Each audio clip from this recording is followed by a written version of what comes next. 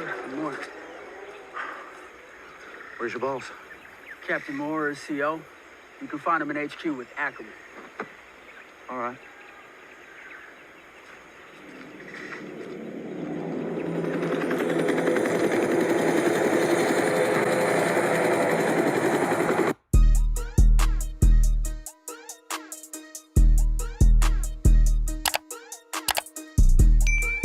Jordan's like, okay, man, for sure. And then he comes to your team, and then all of a sudden Jordan's like, you know what, man? He's like, my ankle's kind of busted up tonight. He's like, I'm going to sit. You're like, dude, I just gave you $10 million, you dick. What are you talking about? Yeah, but what do you want? Like, do you want to win a championship, or do you want to have him to play all the games? I want You know what? Let's ask the him audience. to play basketball. That's what I want him to do. I am paying him to play basketball. But then what That's happens I with want. someone like Kawhi? It's like you do this whole load management for the whole season, and then you get injured, third round of the playoffs, and then you're done. And then the whole championship run strategy is like out the window.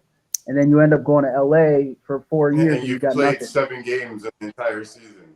You know what Yeah, I'm saying? So I don't know. It's like Kawhi's strategy has got him to the finals basically once. Like when he was with San Antonio, and then Toronto. Tim as well. Duncan got him there. Yeah, and that's what I'm Toronto. saying. When with Toronto, that's what I'm saying. He got there the one time. Right. San Antonio, I'm not saying he got them there. Tim Yeah. Duncan and those guys got them there. When he's with Toronto, he did his bitch ass load management thing, still ends up getting to the fucking finals, wins it because Golden State's all beat up to shit, and somehow gets a chip. Since he's been in LA, hasn't got to a Western Conference final because he sits all the goddamn time, and so does Paul George, and so does the rest of the bums on their team. So if I'm paying these guys fucking $100 million to play basketball, I want them to play basketball. That's what I'm saying. I mean, I get it from a team owner point of view. I get it, but from a player's point of view, I like that these guys have that power, because if not, then the owners just, you know what I'm saying? They have too much power over them. I know, but power for what? Power to make you play basketball? Like what? What are we paying you for? Yeah, these guys are making billions of dollars.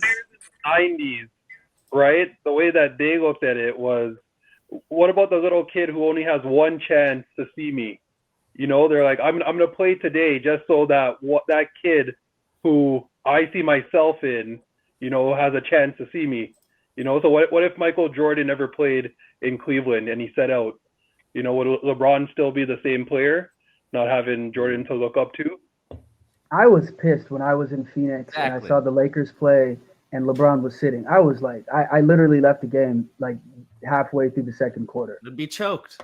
Yeah, I was so upset. I was so pissed off. 100%. Yeah. You weren't thinking that you were happy that he might be healthy towards the end of the season?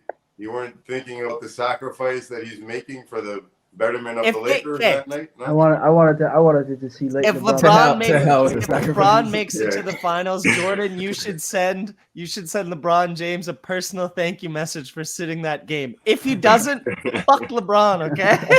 Like that's what really matters at the end of the day. If you guys are arguing about like the health and shit, if he doesn't make the finals, all this sitting means nothing. And at the end of the day, only one team makes it. Wins it. Only one team. If he doesn't make the playoff, it means nothing. Yeah, that too. They might not even make the fucking playoffs. They're in like the 13th spot right now. So I just want to go back to the Super Bowl real quick.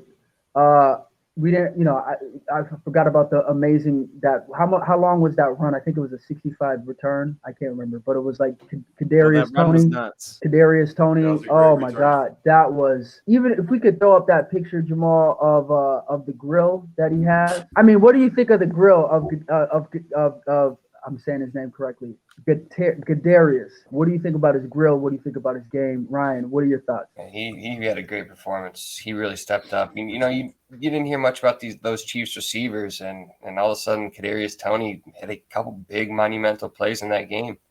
Really stepped up for the team. It was good to see coming from a honorary Chiefs fan for the night, just because I had a bet on the Chiefs. How much did you win? Can you talk about that? No, I don't know if you can disclose how much you. No. Betting's legal. You're allowed. You won big. Sorry, I don't mean to cut anybody off. I just wanted to get anybody's thoughts on if you guys heard about Chris Paul wanting Carmelo Anthony on the Phoenix Suns and what your thoughts are about that. And also, there was another report that came out that Westbrook is not signing with the Jazz and that he's going to get bought out and he's going to the Bulls. And then there was another report that Drew Hinkson didn't think that Kyrie and Luka were going to do anything in Dallas. So I just wanted your thoughts on all of that. You know what I'm talking about? Someone I starts sure with do. Melo. What's that, Drew? I'm trying to think of a situation, past or present, where some guy who's like making an emotional appeal for some friend of his to join him on some team, and just all of a sudden come fuck up the chemistry with a team that's already doing well. When have these little additions ever worked?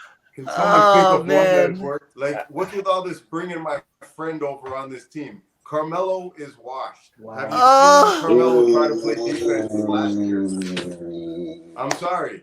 His defense on the Lakers last year was complete. Oh man, shots fired. Carmelo's getting old.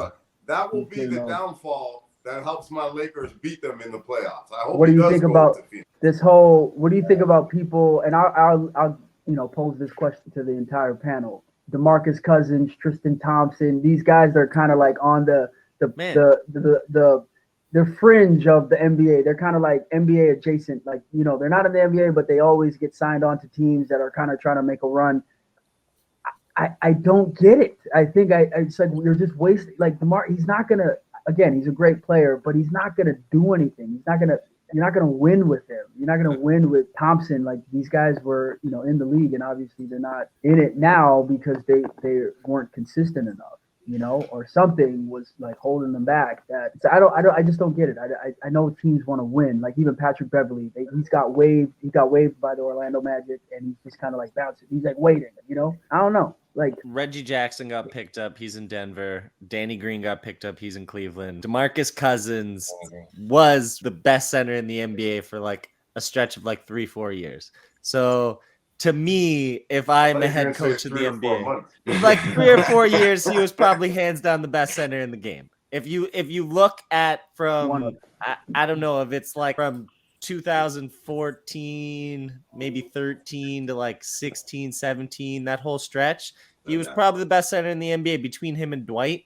Like, and Dwight was on his downfall. There was a year him and AD were together. Was on New Orleans, I guess. I seen them play did that some year. work, but yeah, Boogie's always one knee injury away from derailing your whole season. So I mean, no, I agree. Yeah, I think most teams that are not the Toronto Raptors, you know, in the playoffs, they start to play their players about 38, 40 minutes a game. So most of those teams, I think they just want a guy to come give, you know, maybe a good 4 minutes here and there, give their starters a rest. You know, like Cousins maybe backing up Jokic for a few minutes here and there. He did last year. year. That might not be so bad for them. Yeah, he did last year, and he did a good job at it. I think Tristan Thompson's a bum, but Boogie, I would sign Boogie. Boogie is an all-star. He was hands down the best center in the NBA, in my opinion, at one point, and it wasn't that long ago. Like, yeah, injuries suck, but I think people come back from injuries sometimes, and like it's a good story to see. Like I would like to see. Like, I'm not even a big Melo fan, but my brother's a big Melo fan. And like, it would be cool to see Melo get picked up and fucking play with CP3 and not have such a bad time like he did with his boy LeBron last year. And like maybe just I think get I some might wins. be a little bitter actually, because I remember getting excited when the Lakers signed Boogie. Was it 2 seasons ago? And I was a little excited in preseason, and then his knee blew out reaching for the Gatorade bottle in preseason, and at that point I figured that was it. I think it's that sense of nostalgia is what we all like out there. You know, as a fan, you know, seeing Melo go out there one last time and like, you know, if he really doesn't have it in our minds, we can then rationalize like, okay, he's finally done, you know. But up to this point, we're always thinking, does he have one more in him? Can he get signed? I think it's one of those things where you bring him back, he gets out there, we're like, what the hell is he doing out on an NBA court? And then we're ready to ride him off. Want to see the shots of the we have to see them fall flat on the face. That's what I want to see. Just one last time. Give me that, and that's all I need. Right off into the sunset. Yeah, I don't know. I have faith that for a lot of these vets that they'll come back and have a good stretch in this little buyout buyout run here. Well, speaking of vets, what do you think about, Chad Henne, the backup quarterback for the Chiefs, retired right after he won? He took a picture of him and a beer, and he says, "Man, I'm calling it." I think that's like the best type of career that you can have. It's like you come in, Go out with a win. you go out with the win. You're like a backup. Yeah. And when Patrick was injured, I can't remember who like a few weeks ago, I think like week 15 or 14, he stepped in and he played well, as a backup quarterback. So what do you think of, like, I am a fan, a big proponent of someone, especially with Chris Paul, Melo, of these guys coming together and winning a ring. I feel like when it's like a team like Phoenix coming together, you got KD who didn't quite remember what they did in Oklahoma. Like, they got to the finals and then he didn't get it. And then they got to the finals in Golden State. They won.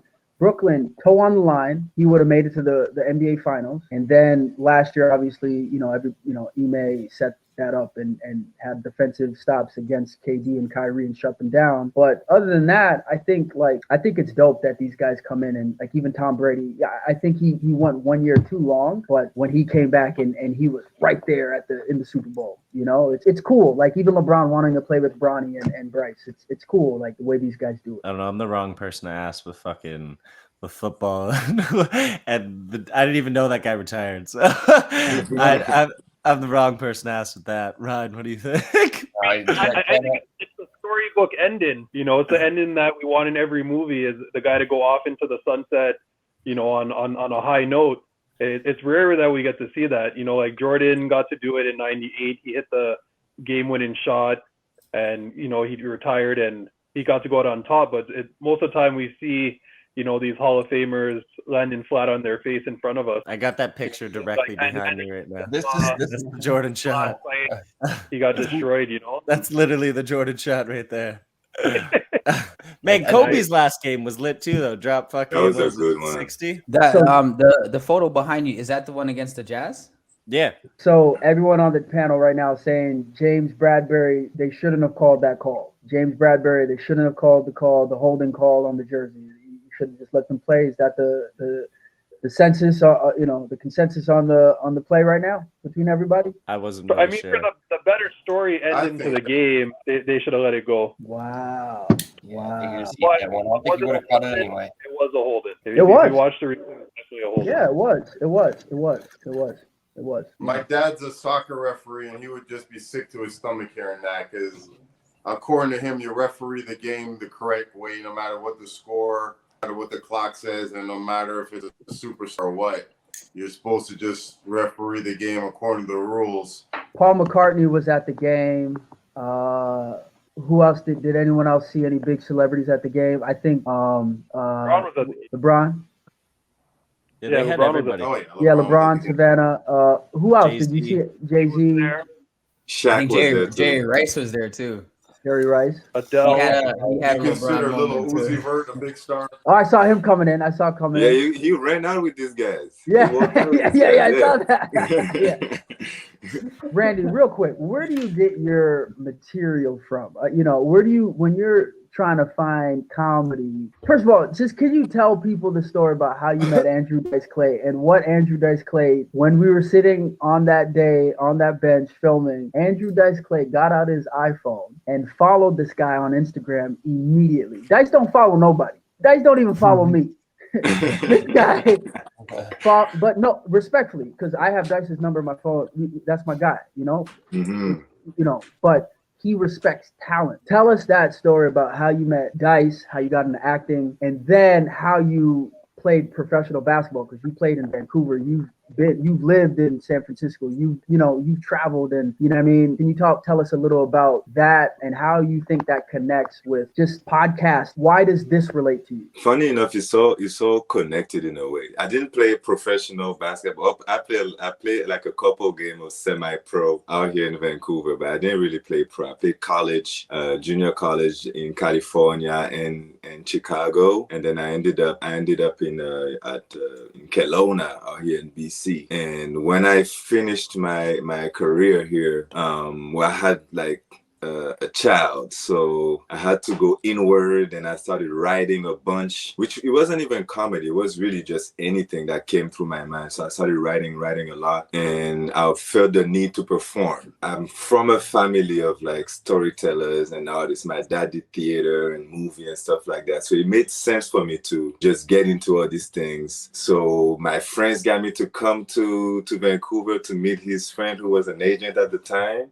He gave me a monologue from Scarface. You never seen a bad guy like this. So I prepped my shit, and then we filmed it. The agents loved it. They signed me. I did an audition for a commercial, booked it right away. That was hella fun. And then I just kept going. And then from there, people always told me I was funny. So one day this coach told me, yo, you should try stand-up. You have good timing. So shit, I just went up. I got fired from Domino's that summer. So I wrote the story of how I got fired from Domino's. And I went to this comedy club in Kelowna and did it. I went out there in like full Domino's outfit with a hat and everything. Wow.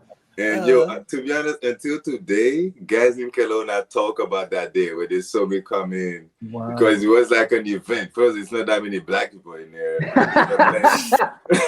in a comedy club. So I did my thing, and it was from there. I was like, I heard the laughs. I knew it was meant.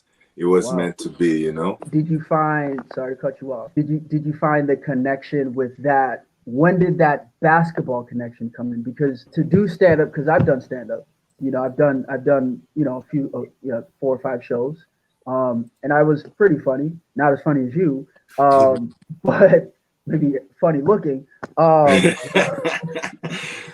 But what was that moment where you were like, okay, I want to do stand up, but I'm still passionate about playing ball? And then to the point where you're like, I want to take this another step and be like a baller, actor, comedian. Like, how did that? Bitches, get money, you know. How did it all come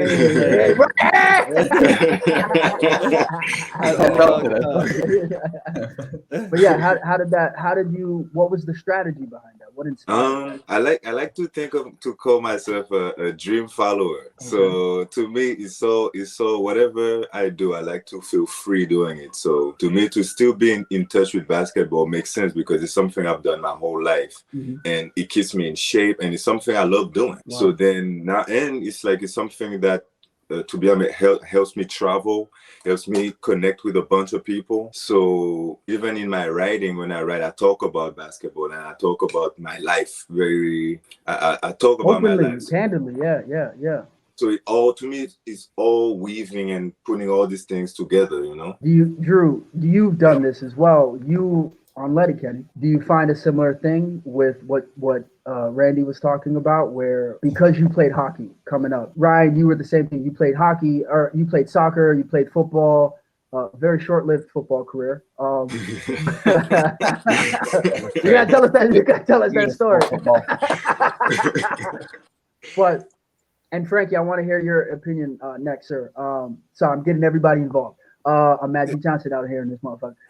But Drew, is that similar to what Randy was saying? Like when you were on set for Letterkenny, did you feel, because what I remember about Letterkenny, and I'll tell anybody this, was like we'd go up there from Toronto. It would take like 4 hours to drive up there.